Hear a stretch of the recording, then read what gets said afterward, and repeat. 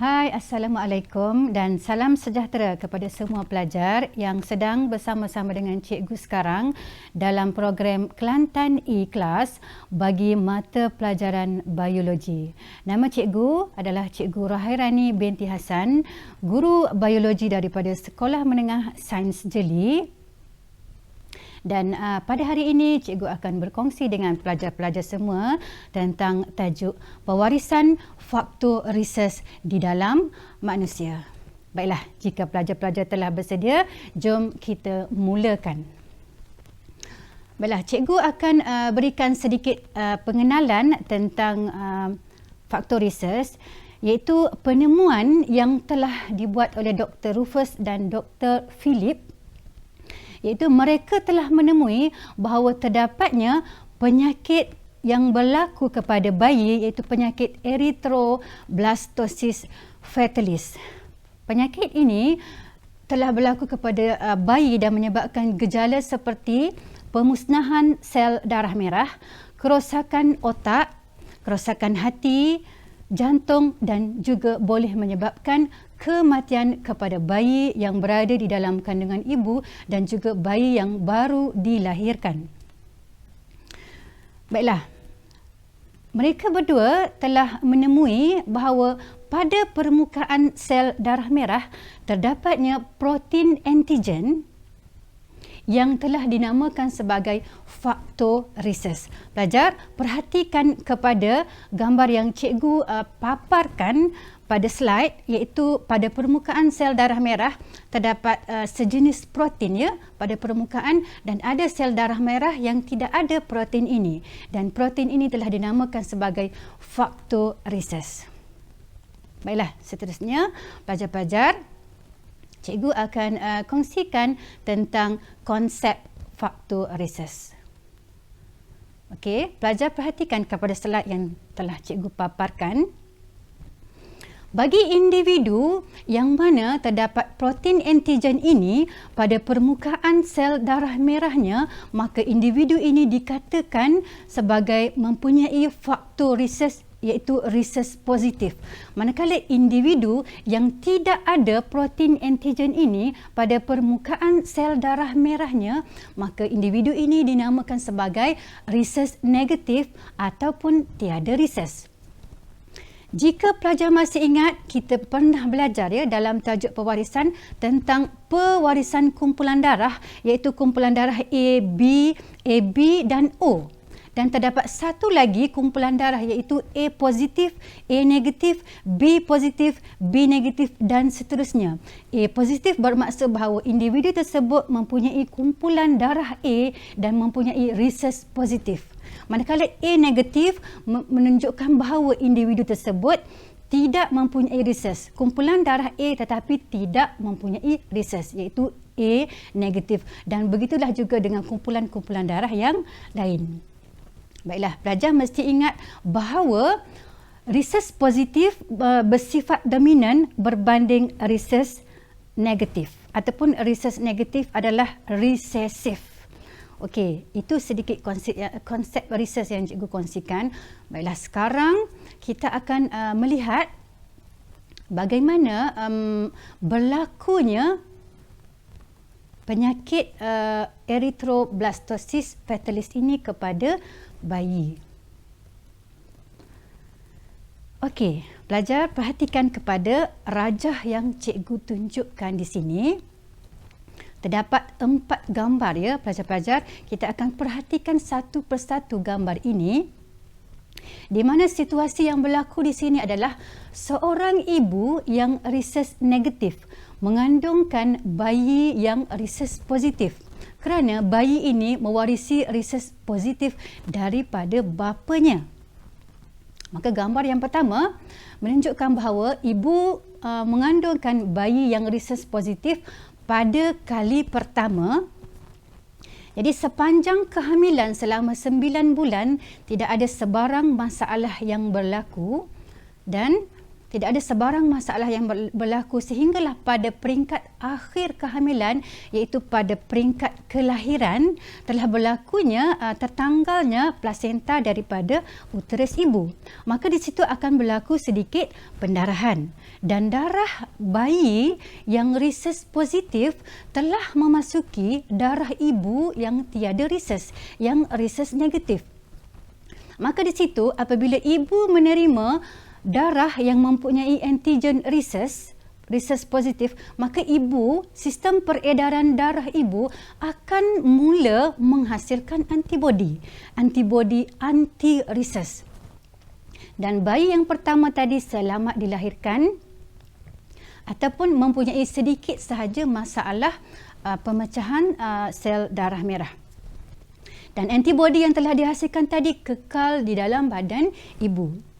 Okey. Kemudian pelajar perhatikan kepada gambar yang terakhir, apabila ibu hamil kali kedua dalam keadaan yang sama, iaitu bayi adalah rhesus positif. Apabila ini berlaku kali kedua, maka ibu telah mengesan keadaan yang tidak bagus ini pada kali kedua, maka sistem peredaran darah ibu akan menghasilkan antibodi dengan lebih banyak. Aras antibodi dalam badan ibu akan bertambah. Kemudian antibodi ini akan merentasi plasenta dan menyerang sistem peredaran darah bayi, maka berlakulah penyakit yang dikatakan sebagai erythroblastosis fetalis. Okey, sebelum cikgu beralih kepada slide seterusnya, cikgu ingin membantu pelajar untuk mengingat tentang penyakit ini. Erythro bermaksud erythrocyte, blasto bermaksud sekumpulan sel, cis bermaksud pecah, dan fetalis itu adalah proses masalah yang berlaku kepada bayi. Okey, cikgu harap pelajar faham tentang bagaimana berlakunya penyakit ini kepada bayi. Baiklah pelajar-pelajar semua, kita akan melihat bagaimana pewarisan rhesus berlaku. Okey, pelajar perhatikan kepada rajah yang cikgu paparkan di sini. Ini dipanggil sebagai rajah skema pewarisan faktor rhesus. Pelajar perhatikan kepada perkataan yang berada di dalam kotak pelajar, iaitu induk, genotip, fenotip, meiosis dan seterusnya. Ini dipanggil sebagai label kepada rajah skema. Apabila pelajar ingin menyediakan rajah skema dalam topik pewarisan ini, pelajar wajib tulis label pada sebelah kiri tu, pada sebelah kanan tu pelajar wajib tulis label tersebut yang mesti selari dengan kotak dan juga garisan. Contohnya label meiosis adalah merujuk kepada garisan, iaitu berlakunya pembahagian sel secara meiosis. Manakala label persenyawaan mesti selari dengan garisan yang menunjukkan bahawa berlakunya persenyawaan di antara gamet ibu dan gamet bapa. Okey, sekarang cikgu akan terangkan tentang di sini bapa merupakan seorang yang rhesus positif heterozygot, manakala ibu adalah rhesus negatif, iaitu homozygot resesif.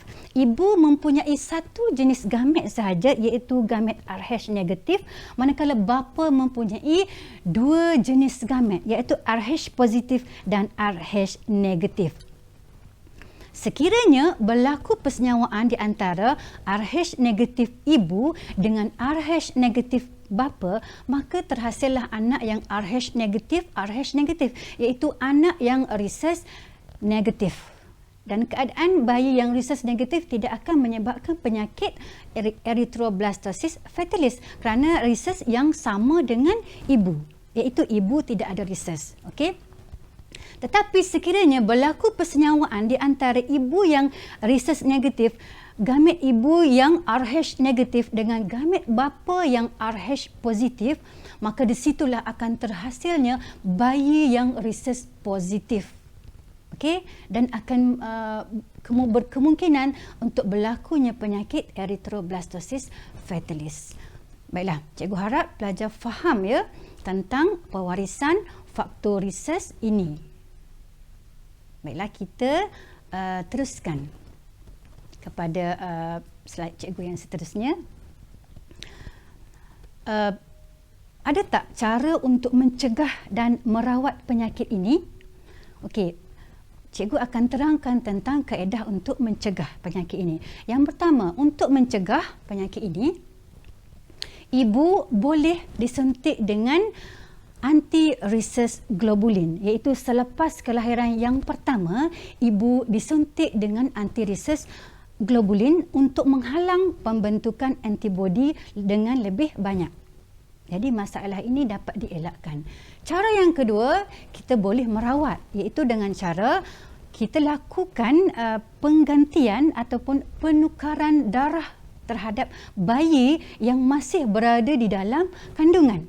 Iaitu darah yang rhesus positif bayi ditukarkan atau digantikan dengan darah yang rhesus negatif. Tetapi pelajar mesti faham ya, penghasilan red blood cell darah merah dalam badan kita berlaku setiap 3 bulan. Maka penggantian ataupun penukaran darah ini mesti dilakukan setiap 3 bulan. Jadi itu adalah cara untuk mencegah dan juga merawat. Okey, pelajar, harap pelajar boleh ingat ya. Baiklah, sekarang kita beralih kepada perkongsian cikgu yang seterusnya. Sebagai pengukuhan untuk topik pewarisan faktor rhesus ini, cikgu akan bantu pelajar untuk memahami bagaimana cara untuk menjawab soalan peperiksaan SPM nanti bagi topik ini. Cikgu telah memetik soalan peperiksaan percubaan negeri Selangor bagi tahun 2019, iaitu soalan kertas 2, soalan nombor 8B yang berjumlah 10 markah. Okey, kita teruskan. Baiklah pelajar-pelajar semua, pelajar perhatikan kepada yang cikgu paparkan di sini. Ini dipanggil sebagai stimulus soalan ya pelajar-pelajar. Stimulus soalan di dalam soalan adalah satu perkara yang sangat penting yang pelajar tidak boleh abaikan. Pelajar mesti baca sehingga faham dan dapatkan isi-isi idea-idea yang penting di dalam stimulus soalan. Stimulus soalan disediakan, direka dan dibuat supaya pelajar dapat faham dan dapat menjawab soalan dengan baik. Okey, bagi stimulus soalan ini, cikgu tidak akan terangkan satu persatu kerana semua maklumat itu telah cikgu terangkan di dalam konsep research di slide yang awal tadi ya. Sekarang kita akan beralih kepada pokok soalan.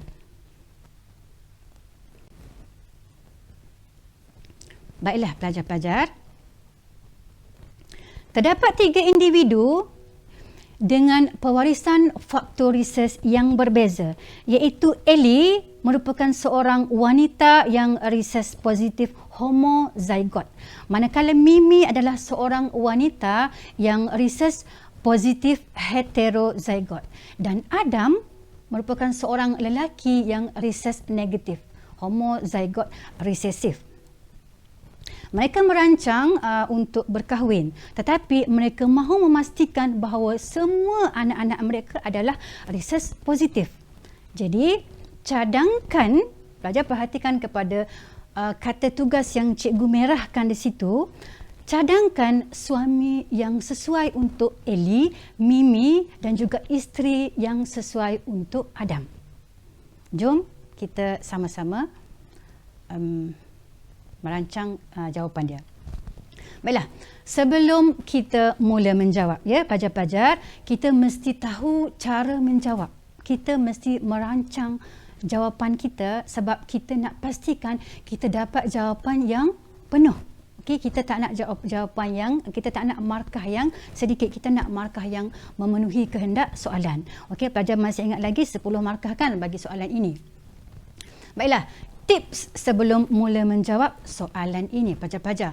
Yang pertama, pelajar mesti baca berulang kali stimulus sehingga pelajar faham.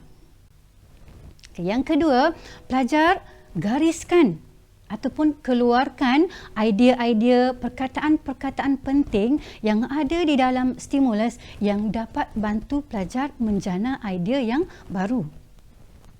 Yang ketiga, pelajar perhatikan, fokuskan kepada kata tugas, iaitu cadangkan. Apabila kata tugasnya adalah cadangkan, maka pelajar mesti membuat penerangan dalam ayat yang lengkap.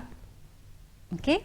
Dan yang keempat, kata kunci. Di sini kata kunci adalah apa yang soalan hendak kita buat. Apa yang soalan hendak kita terangkan. Okey? Iaitu soalan hendak kita terangkan tentang pasangan yang sesuai untuk Ellie, Mimi dan juga Adam. Okey, itu kehendak soalan. Dan yang kelima, fokus kepada markah, iaitu 10 markah, supaya kita tidak leka dengan menjawab dan kita terlupa bahawa soalan hendak 10 markah, ya. Okey, sekarang yang keenam, mula membuat rangka jawapan, iaitu pembahagian markah dengan teliti, ya, dengan teliti, tersusun, teratur. Contoh di sini cikgu berikan Ellie kita bahagikan sama banyak markah tu. Ellie 4 markah, Mimi 4 markah dan Adam 4 markah, dan jumlahnya sudah 12. Kita sudah memperolehi lebih daripada yang soalan hendakkan. Ya, kita sudah dalam tangan kita sudah ada 12 markah. Okey, sekarang yang terakhir, idea dan pengetahuan untuk membuat rangka jawapan. Apa yang kita hendak tulis? Kita tidak boleh menulis mengikut apa yang kita terlintas. Kita mesti detailkan dengan terperinci apa yang kita hendak karangkan. Okey, apa yang kita hendak terangkan secara tersusun. Okey, yang pertama, cadangan cikgu, ya, kita terangkan tentang genotip Ellie. Kemudian gamet-gamet yang Ellie ada. Kemudian kita boleh terangkan tentang genotip suami Ellie, dan yang keempat, gamet suami Ellie. Yang kelima, persenyawaan di antara gamet Ellie dan gamet suami, dan yang terakhir kita boleh terangkan tentang hasil, iaitu kita boleh terangkan tentang homozygot dominan, anak yang terhasil homozygot dominan, homozygot resesif, heterozygot, dan kita juga boleh terangkan dari segi peratus ataupun nisbah. Kalau pelajar perhatikan di situ, terdapat 6 idea yang cikgu senaraikan, ya. Okey, jadi tadi kita cuma mahukan 4 markah, tapi di sini kita ada 6 idea. Maka 6 markah sudah dalam tangan kita. Okey, itu baru penerangan untuk Ellie. Belum lagi penerangan untuk Mimi dan juga Adam. Baiklah, pelajar-pelajar semua, kita akan beralih kepada cadangan skema jawapan bagi Ellie. Baiklah, pelajar-pelajar semua, cikgu telah paparkan di sini iaitu cadangan jawapan bagi suami Ellie. Yang pertama iaitu P1. Cadangan jawapan, pelajar boleh terangkan genotip Ellie adalah RH positif, RH positif. Yang kedua, Ellie akan menghasilkan 100% ataupun semua gamet Ellie adalah RH positif ataupun alel dominan. P3, maka Ellie boleh berkahwin dengan sama ada lelaki reses positif ataupun reses negatif. Gamet lelaki akan menghasilkan gamet sama ada RH positif ataupun RH negatif. Yang kelima, gamet Ellie berkemungkinan akan bersenyawa dengan mana-mana gamet lelaki, sama ada RH positif ataupun RH negatif. Sekiranya gamet Ellie yang RH positif bersenyawa dengan gamet lelaki yang RH positif, maka akan menghasilkan anak yang reses positif, iaitu homozygot dominan. Jika gamet Ellie yang RH positif bersenyawa dengan RH negatif lelaki, maka tetap akan menghasilkan anak yang reses positif walaupun heterozygot, tapi masih lagi reses positif. Maka kesimpulannya, mereka akan menghasilkan anak yang 100% reses positif ataupun 50% homozygot dominan dan 50% heterozygot. Sekiranya lelaki tersebut mempunyai heterozygot ataupun homozygot resesif. Baiklah, itu adalah cadangan bagi suami Ellie. Sekarang pelajar-pelajar, cuba kita perhatikan bagaimana untuk kita menentukan genotip bagi suami Mimi dan isteri Adam. Bolehkah pelajar cuba menjawab sendiri bagaimana untuk menentukan pasangan masing-masing ini? Pelajar boleh cuba menjawab, boleh cuba menentukan, menerangkan tentang bagaimana suami Mimi dan juga isteri kepada Adam dengan menggunakan rangka jawapan dan idea yang telah cikgu berikan pada slide sebelumnya tadi. Menggunakan 6 idea yang sama. Maka sudah tentu pelajar akan dapat jawab dengan baik. Dan sudah tentu 10 markah bagi karangan ini pelajar akan dapat jawab dengan penuh. Baiklah pelajar-pelajar semua, jom kita beralih. Sebagai penutup kepada perkongsian cikgu pada hari ini, cikgu akan kongsikan 10 tips penting ya untuk pelajar mengingat tentang penyakit erythroblastosis fetalis. Okey, so di dalam peperiksaan nanti pelajar cuma jana idea ini, kata kunci ini, maka pelajar akan dapat menjawab dengan baik. Yang pertama, pelajar ingat antigen adalah sejenis protein yang terdapat pada permukaan sel darah merah. Reses positif dan reses negatif. Yang ketiga, reses positif adalah dominan, reses negatif adalah resesif. Penghasilan antibodi dalam badan ibu sekiranya berbeza reses dengan bayi yang mempunyai reses, ibu tidak mempunyai reses. Kemudian berlakunya pemusnahan sel darah merah dalam bayi, kemudian berlakunya penggumpalan darah dalam bayi dan juga dalam ibu, dan maka terjadilah penyakit erythroblastosis fetalis yang menyebabkan kerosakan otak, hati, jantung dan menyebabkan keguguran kepada kandungan tersebut. Bayi pertama dan bayi kedua, apa yang berlaku? Baiklah, cikgu berharap dengan perkongsian cikgu pada hari ini dapat membantu pelajar untuk lebih memahami tentang pewarisan faktor reses dan dapat membantu pelajar untuk menjawab soalan peperiksaan ini nanti jika ada tentang soalan faktor reses. Itu saja perkongsian daripada cikgu, dan cikgu doakan, cikgu harapkan pelajar memperolehi A+ ya dalam mata pelajaran biologi dalam peperiksaan SPM nanti, dan pelajar dapat menjawab dengan baik dan lancar. Okey, semoga kita berjumpa lagi di lain masa. Terima kasih dan Assalamualaikum warahmatullahi wabarakatuh.